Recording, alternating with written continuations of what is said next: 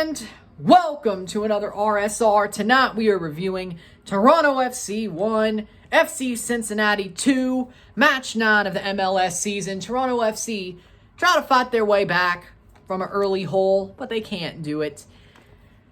They had the fight, though. I'm not completely angry about this match. I'm not happy, but I'm not bowling mad, which, if you're here for that, I'm sorry.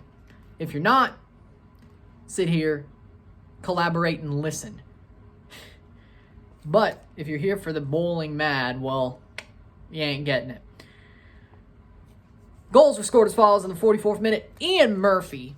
Ball is horribly put out by Carlos Salcedo.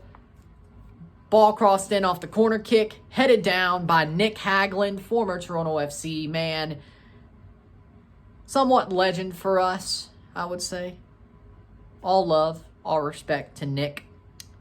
Brings it down to Ian Murphy, pops it in the net past Alex Bono. Nothing you could do about that 44th minute goal. 0-1 Cincinnati. That's the way it would go into half, right before the half. 0-1 Cincinnati. Luciano Acosta in the 52nd minute, off the throw-in. Ball falls straight to him. Shane O'Neill doesn't make a play on the ball. He just lets it fall right to Luciano Acosta. And you don't do that because he will probably score. And he did. Slides it past Alex Bono. No question about it. 52nd minute, 0-2.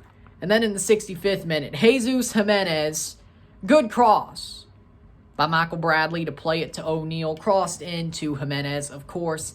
He puts it in himself, makes a good run, played onside, taps it in, does it all himself. Not does it all himself, but makes something out of nothing because he's Jesus Jimenez. And if they do put out parlay kits, I'll sure as hell buy his because awesome player. I love Jesus. I really do. He's amazing. It's 1-2. What a player Jesus Jimenez is. It's 1-2, 65th minute goal. Good goal by Jesus Jimenez. He just keeps scoring. And that's probably why this team is keeping their head above water, because Jesus Jimenez just keeps scoring. I'd love to see the expected goals. I'd love to see the expected goals of the team and Jesus Jimenez, because I feel like he's Brian Whiting. You know? Which would be good once they get Lorenzo Insigne, because it should be better, right? But that's the way this match ends. 1-2. Cincinnati got 3 points at BMO Field. Sort of expected. Not sort of expected. It wasn't expected, but let's just say I'm not shocked that Toronto has all this pressure, all these shots, all this offensive play, and does absolutely nothing with it, and lets Cincinnati scrape a win off them, even when they tried to come back. I mean, there's still some things about this team that remind me more of last year than 2020 or 2019. And it's sometimes glaring. It is sometimes glaring. They can brute force results. They have, and I'm sure they will when Lorenzo comes in, Lorenzo Insigne.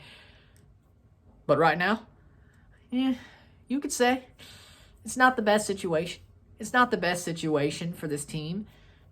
That they're not in the best of modes. That they're not fighting to the exact extent that you would expect. Maybe that New York game, they're still hungover from that. And that kind of broke them. We will see. But there's the second part of the home and home on Wednesday night, part of the double feature with the CCL final, that hopefully they do better, and hopefully they get the win there. At least 3 points is not exactly what I wanted out of this home and home, but after what happened today, and Toronto could have got a point, but they didn't, I'll take 3. I will take 3. As long as it keeps your head above water, that's just fine. Stats are as follows: 11 shots to 7, 3 shots on goal to 3, 66% possession to 34% possession, 616 passes to 325 passes, 83% pass accuracy to 68% pass accuracy, 12 fouls to 9, 0 offside to 3, 1 yellow card to 1, 0 red cards to 0, and 8 corners to 5. TFC, I'm not saying that performance was great. It's not as bad as people want to make it out to be. I don't think it was great. I think it was passable at times. They had possession. They had offensive play. They went forward. And they scored a goal, and they probably should have scored more than one, but they didn't. But there were positives. Michael Bradley did something. He looked okay at times. At the end there, he made the move. He passed the ball in, made some good passes. He looked good at the end there, last 30 minutes. Now, if only he was a super sub defensive midfielder, maybe that would be good. But got a secondary assist this week, scored a goal last week. He still has worth. He still has worth. But with that being said, Achara looked pretty good. Jimenez, of course. Peruzza, I thought he had some positivity there. I think the problem with this game is TFC basically went all offense, no defense. And I think Mavinga getting hurt kind of helped that situation. I think TFC, they went all offense, no defense. They were like, okay, so this is how we'll play. Because I guess they were scarred from last week. They were like, well, if that didn't work, we're playing Cincinnati. We need to get points here. And they're not too great. They're okay. They're better than they used to be. They're like passable. Not completely passable, but they're getting near passable. Still, though, with the way Toronto is, the fact they beat Philly and got close to coming back to at least drawing that match against New York, it was like, and they beat New York at home, and they had drawn RSL away. It's like, okay, they could do something here. They could get the 3 points. They should be the better team. They weren't. But I think Bob Bradley, I think this one lies on him more than the players.